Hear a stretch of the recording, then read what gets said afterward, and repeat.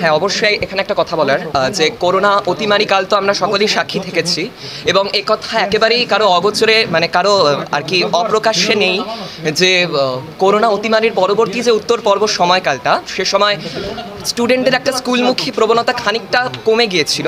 কিন্তু যাই হোক, পরবর্তীতে সরকারের প্রচেষ্টাই হোক কিংবা আমাদের শিক্ষকদের ক্রমাগত উৎসাহ সব কিছু নিয়ে আবারও কিন্তু আমরা স্কুলমুখী হই এবং তারপরেই স্কুলে গিয়ে সেখানে টিচাররা নিয়মিতভাবে আমাদের সাহায্য করতেন।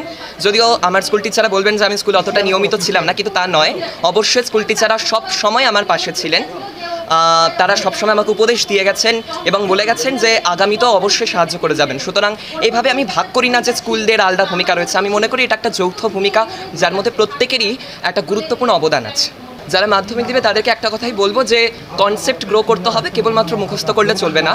আমাদের সময়ের যদি প্রশ্নপত্র দেখা হয়, এখানে অনেক কিছু কনসেপ্ট বেসড ছিল, সেক্ষেত্রে টেক্সট খুঁটিয়ে খুঁটিয়ে পড়া তো আছে, তার সাথে কিছুটা সহায়িকা বই যেমন আমি ফলো করছিলাম সেটাও করা যেতে পারে। লিখে লিখে অভ্যাস করাটাকে একটু গুরুত্ব দিতে হবে।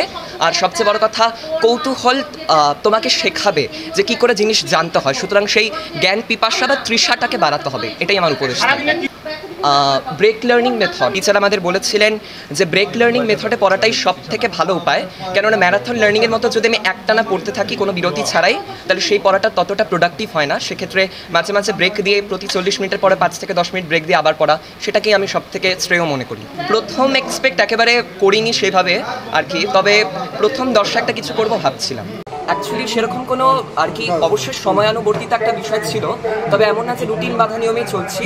যখন মনে হতো যে এখন পড়া দরকার পড়তাম, মানে ইচ্ছে মতো, মানে যখন আমার পড়তে ইচ্ছা হচ্ছে তখন পড়ছি, এরকম করে মাথা ধরা ছিল না যে প্রতিদিন এই সময়ের মধ্যেই আমাকে পড়তে হবে বা সেরকম কিছু।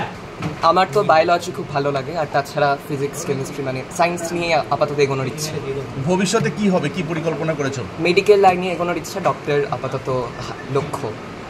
অ্যাকচুয়ালি রেজাল্ট বা যেটাকে আমরা বলছি একটা মূল্যায়নের পরে প্রাপ্ত নম্বর, সেটা একাকি একটা ছাত্রের উদ্যোগী শুধু তা নয়, এর পাশাপাশি বাবা মা, আত্মীয় পরিজন, আমার গৃহশিক্ষক, আমার স্কুল শিক্ষক, প্রত্যেকের প্রত্যাশা, তাদের আমার পেছনে নিরলস অধ্যবসায়, প্রচেষ্টা, সব কিছুর একটা মূলীভূত ফলাফল হিসেবে ধরবে এই সাফল্য। যদিও মাধ্যমিকই চূড়ান্ত নয়, এরপরে আরও পথ চলা বাকি, তার জন্য নিজেকে সার্বিকভাবে প্রস্তুত করা এখন আমার একমাত্র অভিষ্ট। প্রথম ব্যাচে থাকবো ভাবছিলাম, মানে এটা আমার থেকে বেশি যারা আমার প্রতি প্রত্যাশী ছিলেন তারা ভাবছিলেন। যাই হোক, এখন তাদের প্রত্যাশা বিফলে যায়নি, তাতে আমি আনন্দিত। পড়াশোনা ছাড়া আবৃত্তি চর্চা আছে, মানে প্রাতিষ্ঠানিকভাবে শেখা হয়নি।